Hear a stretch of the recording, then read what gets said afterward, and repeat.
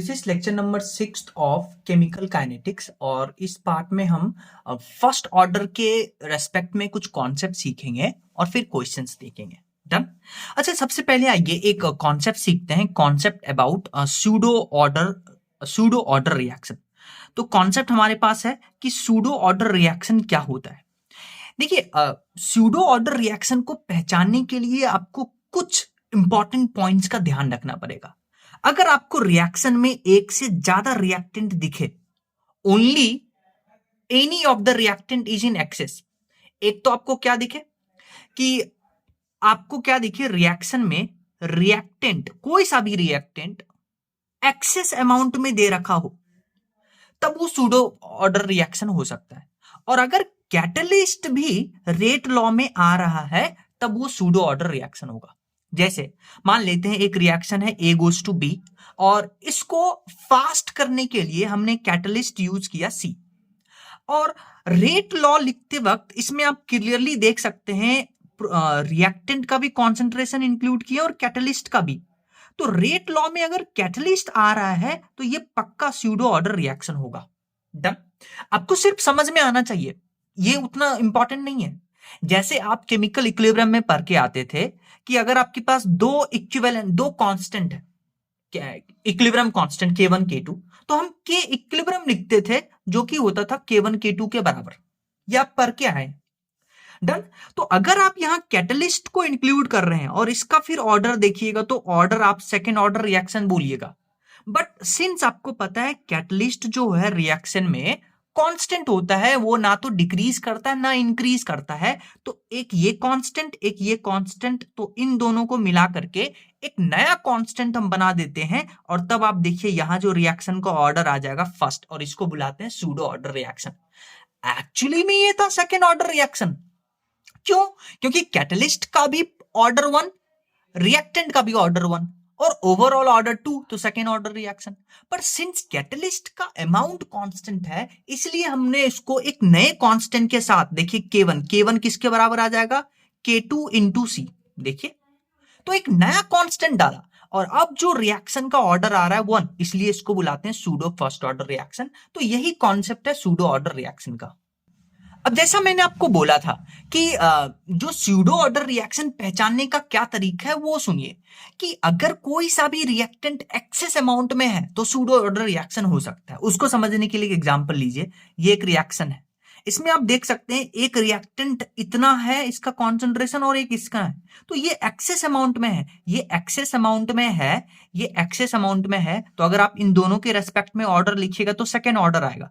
लेकिन B excess amount में है तो इसमें कोई भी चेंज नहीं हो पाएगा।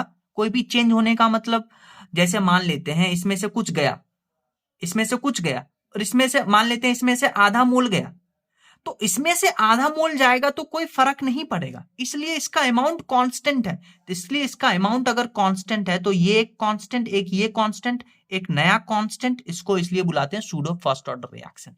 Done. Pseudo first order reaction का एग्जाम्पल आप याद रखिएगा, एसिडिक हाइड्रोलिसिस ऑफ एस्टर। इसमें क्या करते हैं, एस्टर का हम हाइड्रोलिसिस करवाते हैं एसिड के प्रेजेंस में। तो आपको पता है यहां पे मिलेगा एसिड प्लस अल्कोहल। डन। तो यहां पे देखिए जो एसिड है कैटलिस्ट की तरह काम कर रहा है, तो अगर आप ओवरऑल ऑर्डर लिखिएगा तो इसमें एस्टर का ऑर्डर और H प्लस का, पर ये कांस्टेंट है क्योंकि कैटलिस्ट है, तो एक नया ऑर्डर, नया हम रेट लिखते हैं जिसमें K1 इंक्लूड करते हैं, और K1 किसके बराबर होगा, K2 into concentration of H plus. तो इसलिए इसको बुलाते हैं सूडो ऑर्डर रिएक्शन। डन। फिर इन्वर्जन ऑफ केन शुगर, जिसका ये इक्वेशन है।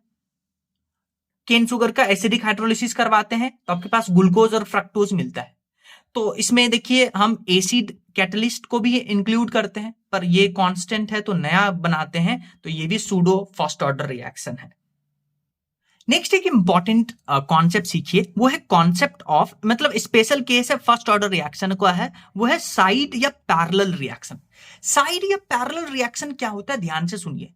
अगर आपके पास एक से ज्यादा प्रोडक्ट मिल रहा है, ध्यान से सुनिएगा, एक से ज्यादा प्रोडक्ट मिल रहा है बाय फॉलोइंग डिफरेंट पाथवे। इसका क्या मतलब है कि क्लोरोबेंजीन से आपके पास ये दोनों बना, और ये दोनों बनते वक्त ये अलग अलग पाथवे से ये दोनों बना, तो इसको बुलाते हैं साइड या पैरेलल रिएक्शन। अगर मान लेते हैं ए बी में कन्वर्ट हो रहा है और सी में, तो इसको नॉर्मल रिएक्शन बुलाते हैं, इसको नॉर्मल रिएक्शन बुलाते हैं। 5 मोल इसका कंज्यूम होगा तो इसका 5 मोल बनेगा। लेकिन अगर क्या हो कि ए बी और सी बना तो रहा है पर डिफरेंट पाथवे से, एक ये पाथवे एक ये पाथवे, तो इस रिएक्शन को हम बुलाते हैं साइड और पैरेलल रिएक्शन। डन। तो यहां दो पाथवे होता है, एक तो ए से बी गया और एक ए से सी गया। डन। अच्छा, मान लेते हैं आपके पास 5 मोल था ए का, इसमें से 2 मोल बना बी का, 3 मोल वाला सी का, तो माइनर इसको बुलाइएगा, मेजर इसको बुलाइएगा। और मान लेते हैं आपको बोला कि इसमें परसेंटेज ऑफ बी बताओ, तो परसेंटेज ऑफ बी क्या लिखेंगे, 2 अपॉन टोटल 5 इंटू 100, तो परसेंटेज ऑफ बी इतना आ गया। परसेंटेज ऑफ सी क्या लिखेंगे, 3 अपॉन टोटल इंटू 100। अब ये जो साइड और पैरेलल रिएक्शन, इसमें क्या इंपॉर्टेंट फॉर्मूला है वो डायरेक्ट हम याद रखेंगे, although it's not very important, तो आप इसको सिर्फ एक बार देख लीजिए। मान लेते हैं आपके पास एक रिएक्शन है जो कि दो पाथवे कवर कर रहा है, एक तो ए से बी में जा रहा है, उसका rate constant K1, first order reaction आपको बोल के दिया, और एक ए से सी में जा रहा है, उसका रेट कांस्टेंट K2, और ये भी फर्स्ट ऑर्डर रिएक्शन है। डन। तो अगर आपसे ओवरऑल रिएक्शन है तो वो तो फर्स्ट ऑर्डर रिएक्शन हो गया, और यहां पे के इक्विवेलेंट पूछे तो आप K1 प्लस K2 डाल दीजिएगा। टी हाफ पूछे तो आपको पता है टी हाफ जो होता है नॉर्मली आप याद करते हैं ln2 डिवाइडेड बाई के, पर यहां के इफेक्टिव ले लीजिए, के इफेक्टिव आप कैलकुलेट करके आए हैं K1 प्लस K2। K1 को भी आप क्या लिख सकते हैं, देखिए K1 को क्या लिख सकते हैं, इसको इधर लेके आइए तो ln2 divided by T11 plus ln2 divided by T22, तो इस फॉर्म में भी लिख सकते हैं। अगर आपको इसका कॉन्सेंट्रेशन का रेशियो पूछ ले तो वो K1 अपॉन K2 कर दीजिएगा, क्योंकि B के रेस्पेक्ट में K1, C के रेस्पेक्ट में K2। परसेंटेज ऑफ B पूछे तो परसेंटेज ऑफ B कैसे निकालेंगे, K1 upon total K1 plus K2 into 100। Similarly percentage of C तो K2 upon K1 plus K2 into 100, ऐसे आपको करना है। नेक्स्ट हमारे पास आता है सीरीज और सीक्वेंशियल रिएक्शन। इसको भी आपको सिर्फ याद रखना है, मतलब थोड़ा सा देख लेना है। इसमें आपको बोलेगा कि ए बी में कन्वर्ट हुआ, फिर बी सी में कन्वर्ट हुआ, तो इसमें कन्वर्जन, इसे फर्स्ट ऑर्डर आपको बोला, इसका है रेट कांस्टेंट K1, इसका K2, और ये भी फर्स्ट ऑर्डर रिएक्शन है।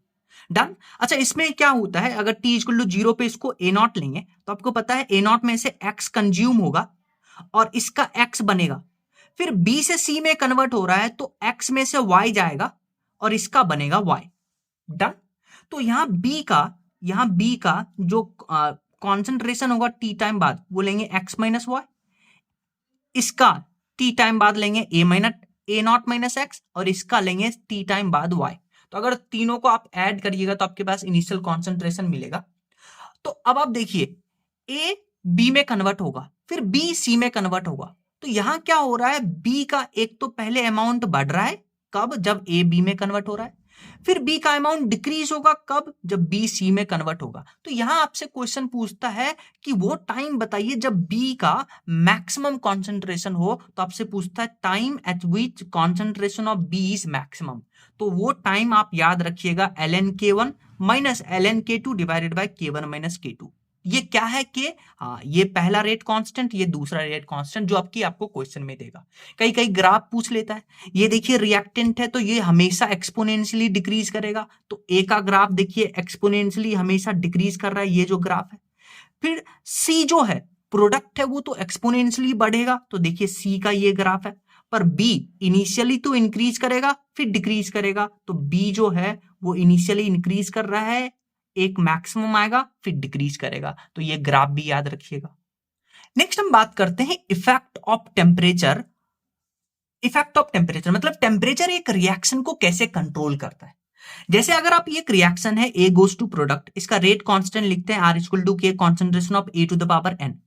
तो यहां देखिए जो कॉन्सेंट्रेशन है, अब हम जब टेम्परेचर का इफेक्ट देखेंगे तो कॉन्सेंट्रेशन को कांस्टेंट मान के चलेंगे, ये इंपॉर्टेंट पॉइंट है। अगर कॉन्सेंट्रेशन को कांस्टेंट मान के चलेंगे तो जो रेट कांस्टेंट है ये भी चेंज होगा टेम्परेचर चेंज होने पे, और जो रेट ऑफ रिएक्शन है ये भी चेंज होगा टेम्परेचर चेंज होने पर। सो के changes with temperature and catalyst, very important reaction. अच्छा, कई बार आपसे पूछता है कि टेम्परेचर चेंज होने से टेम्परेचर चेंज होने से कौन सा रिएक्शन का रेट बढ़ेगा? आपको पता है रिएक्शन कितने तरह के होते हैं, एक्सोथर्मिक, एंडोथर्मिक या एक और रिएक्शन। तो कोई सा भी रिएक्शन हो, अगर आप टेम्परेचर चेंज करिएगा तो कोई सा भी रिएक्शन हो, सबका रिएक्शन का रेट बढ़ेगा। तो ये क्वेश्चन आपसे पूछता है, कौन सा क्वेश्चन पूछता है? आपसे क्वेश्चन पूछता है rate of which type of elementary reaction increases with increase in temperature. चाहे वो थर्मल रिएक्शन हो, एक्सोथर्मिक हो, एंडोथर्मिक हो, सब में रेट बढ़ेगा जब आप टेम्परेचर इंक्रीज करिएगा। नेक्स्ट हम बात करने जा रहे हैं टेम्परेचर कोफिशिएंट, जिसको अल्फा से डिनोट करते हैं। देखिए टेम्परेचर कोफिशिएंट अल्फा क्या होता है, ध्यान से सुनिए। अगर आप क्या कर रहे हैं, दो डिफरेंट टेम्परेचर पे रेट ऑफ रिएक्शन का रेशियो ले रहे हैं और जो कि डिफर करता है, ये जो दो टेम्परेचर है इसमें जो डिफरेंस होता है वो 10 डिग्री सेल्सियस, उसी को बुलाते हैं अल्फा। देखिए रेट ऑफ रिएक्शन लिखते हैं रेट कांस्टेंट इनटू कॉन्सेंट्रेशन, इसको तो कांस्टेंट लेके चल रहे हैं, तो जो रेट ऑफ रिएक्शन की बात करेंगे वही रेट कांस्टेंट की बात करेंगे। तो अल्फा क्या होता है, T1 टेम्परेचर पे rate of reaction plus 10 degree बढ़ाने पे जो रेट ऑफ रिएक्शन है, इसका रेशियो अल्फा होता है। और जो यही काम रेट ऑफ रिएक्शन करेगा वही रेट कांस्टेंट भी करेगा। तो T1 टेम्परेचर पे रेट कांस्टेंट और 10 डिग्री बढ़ाने पर, क्योंकि डिफरेंस लेना है 10 डिग्री का, तो 10 डिग्री बढ़ाने पे जो रेट कांस्टेंट उसका रेशियो वही अल्फा होगा।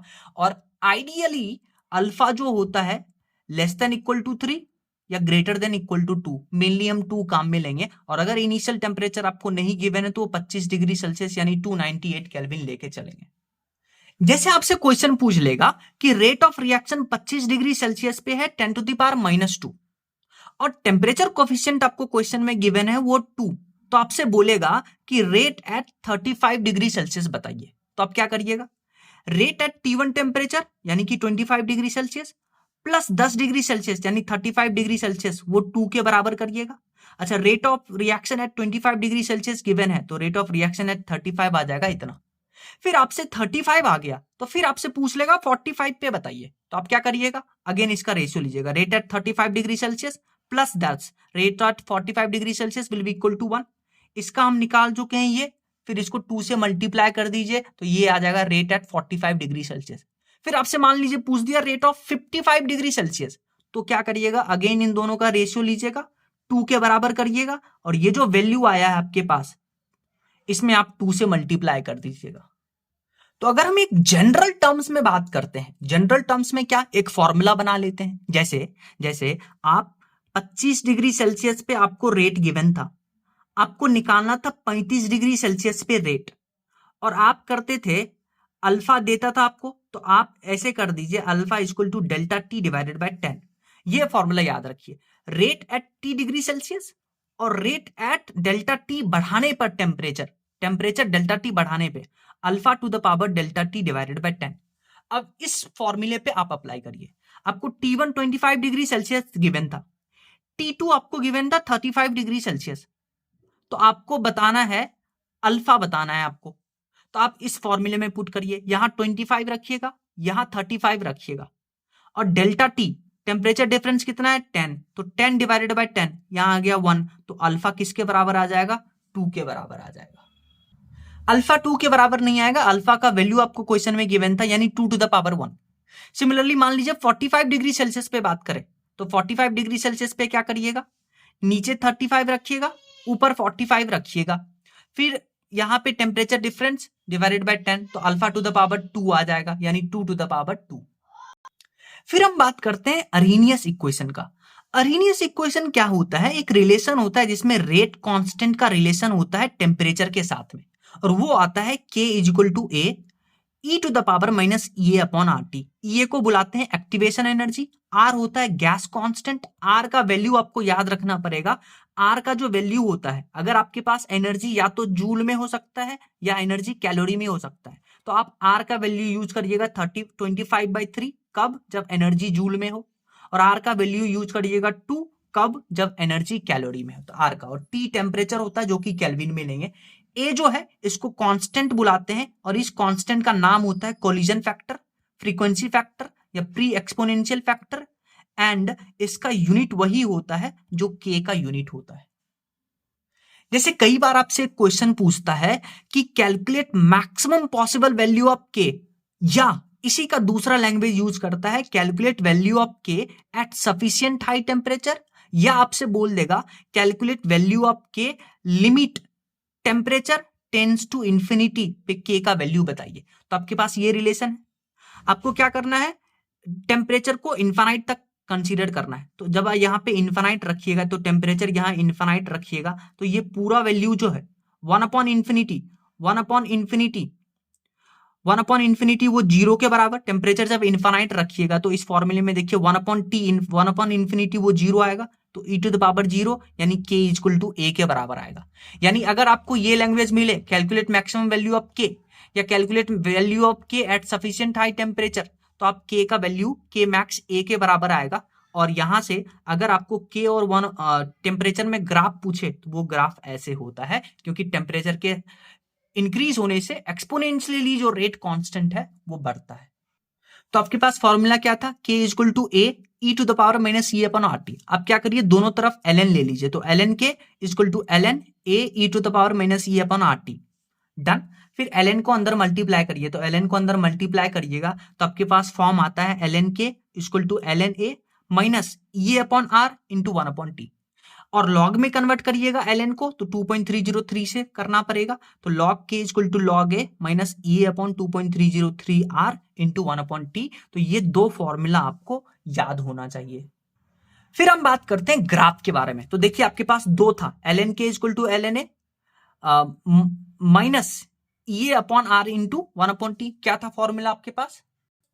तो अगर आपको ग्राफ बनाना है ln के और 1/t में, तो आप इस इक्वेशन को देखिए, ln K equal to ln a minus e upon r into 1/t, y equal to mx plus c करिएगा, तो x के जगह पे 1/t। तो ये देखिए intercept, negative slope with positive intercept, negative slope with positive intercept, और slope जो है, स्लोप किसके बराबर है, minus e upon R T के बराबर है, डन। तो स्लोप किसके बराबर है, minus e upon R T, और जो इंटरसेप्ट है वो ln a के बराबर है। सिमिलरली लॉग के और 1/t में ग्राफ बनाइएगा, तो अब जो स्लोप होगा वो माइनस e अपॉन 2.303 r के बराबर होगा, और जो इंटरसेप्ट होगा वो log a के बराबर होगा। तो ये ग्राफ बनाना आना चाहिए आपको।